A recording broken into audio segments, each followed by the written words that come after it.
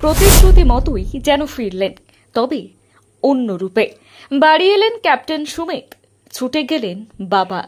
তিনি বাবাকে জানিয়েছিলেন শুধুমাত্র তার দেখাশোনা এবং একসঙ্গে সময় কাটানোর জন্য চাকরি ছেড়ে দেবেন, কিন্তু তা আর হলো না।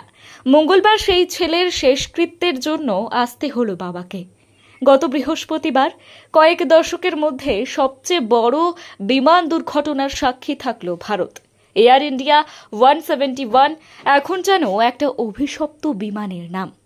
একটা ঘটনা প্রাণ কেড়ে নিল শতাধিক, মারা গেল হাজার হাজার স্বপ্ন। কেউ শুরু করেছিলেন নতুন জীবন, কারোর জন্য আবার বাড়িতে অপেক্ষা করছিলেন ক্ষুদে সন্তানরা। কিন্তু তাদের কারোরই আর আগের মতো অবস্থায় বাড়ি ফেরা হলো না। আগের মতো বাড়ি ফেরা হলো না ক্যাপ্টেন সুমিত সাবরওয়ালেরও। তারা যখন পৌঁছালেন তখন তারা প্রাণহীন, দেহ প্রায় নেই, এসেছে কিছু দেহাংশ।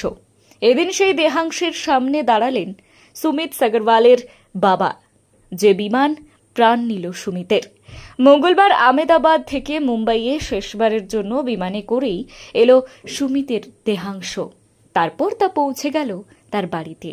সেখানেই অপেক্ষা করছিলেন সুমিতের বাবা পুষ্করাজ সাবরওয়াল এবং তার পরিবারের অন্য সদস্যরা। ছেলের পরিণতি দেখে হাউমাউ করে কেঁদে ফেললেন তিনি।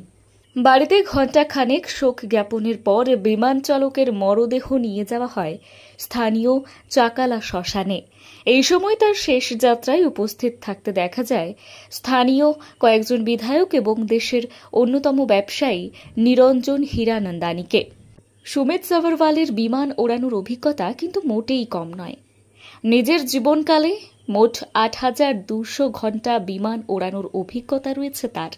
এমনকি সুমিতের মৃত্যুর খবর পেয়ে থমকে গিয়েছিল তার উড়ান স্কুলের অধ্যাপকও।